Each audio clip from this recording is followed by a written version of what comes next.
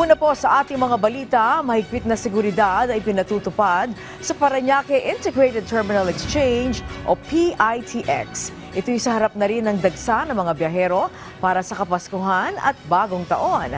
Ang update sa sitwasyon doon alamin natin sa sentro ng balita ni Gab Villegas live. Gab! Angelique, tuloy-tuloy lamang yung pagdating ng mga pasahero dito sa Parañaque Integrated Terminal Exchange o PITX, kung saan ay bibiyahe itong ating mga kababayan patungo sa kanilang mga probinsya 3 araw bago ang Pasko.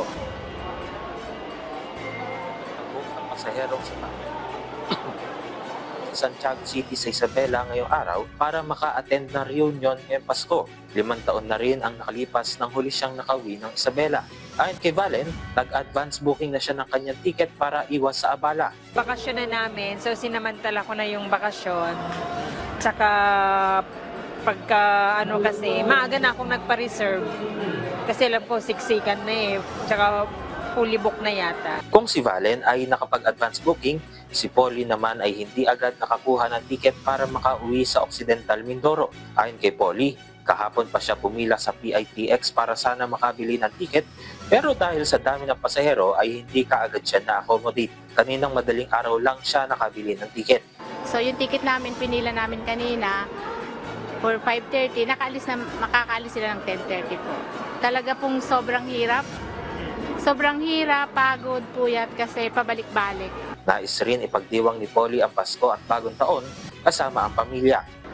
Ayun, magsama-sama yung pamilya kasi yung nanay ko na stroke, so kaya pinapauwi yung lahat ng mga apo, ganun, para mag-together kasi matatanda na sila. Patay sa datos ng PITX, aabot na sa halos 600,000 mga pasahero ang dumagsa sa kanilang terminal mula noong December 19 hanggang kahapon. Sa datos rin ng pamunuan ng PITX, ang mga biyahe papuntang Bicol, pati rin sa Visayas at Mindanao ang nakapagtala ng may mataas na booking rate. Aabot naman sa halos 300 na mga ipinagbabawal na gamit sa terminal ang kanilang nakumpiska simula noong December 19 hanggang kaninang umaga.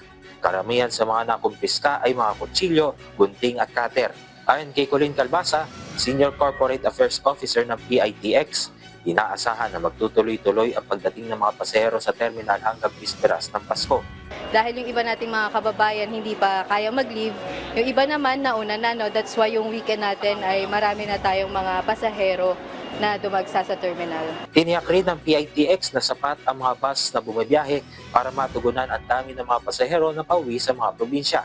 Meron po silang makukuhang ticket dahil yung mga supply natin ay bumabalik lang or di kaya mga buses natin ay bumabalik lang after bumiyahe nila sa papuntang probinsya. No? So, konting pasensya lang po sa mga pasahero, lalo na po kung walk-in tayo. May paalala rin ang PITX sa mga pasahero. Huwag na po tayong magdala ng any sharp objects, flammable items, and then syempre, baril po, bawal na bawal po yan dito sa ating terminal. Marami pa tayong nako-confiscate at yun po ay hindi nyo na makukuha if makuha po dito sa amin sa terminal dahil ito turnover po natin yan sa PNP. Angelique, sa pinakahuling tala ng pamunuan ng PITX as of 1 p.m. ay aabot na sa 97,744 ang bilang ng mga pasahero na nagtungo dito sa terminal simula pa kaninang umaga. Ayon rin sa pamunuan ng PITX ay wala pa silang naitatalang untoward incident dito sa terminal at patuloy rin na nakabantay ang PNP, MMDA, PCG, ang SAIC at iba pang mga ahensya ng pamahalaan para magbantay sa PITX at maitiyak ang kaayusan dito sa loob ng terminal. Mayroon ring mga naka-standby na medical emergency teams sakali na magkaroon ng medical emergencies at kakailanganin ang pagtugon ng mga ito. At yan muna ang update mula rito sa PITX sa Parañaque City. Balik si Angelique. Okay, Gab, curious lang ako, no? Kasi napansin ko talaga ang daming mga kutsilyo, yung mga sharp objects na nako-confiscate. Hindi ba alam ng mga pasahero na pinagbabawal yan at patuloy silang nagdadala at nako-confiscate nga ang mga items na ito? Angelique, hindi naman nagsasawa yung pamunuan ng PITX na paalalahanan itong mga pasahero na iwasan na magdala nitong mga ipinagbabawal.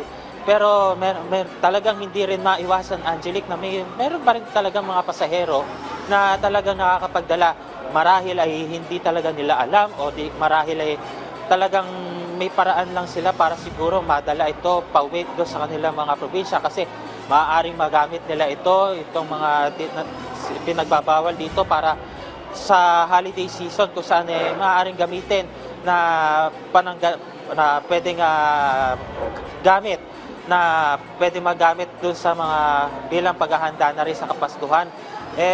Ayun, Angelique, at may paalala pa rin, patuloy pa rin yung pagpapaalala doon sa mga pasahero na hanggat maaari iwasan na magdala ng mga ganitong klaseng mga ipinagbabawal na gamit. Okay, maraming salamat, Gab Villegas.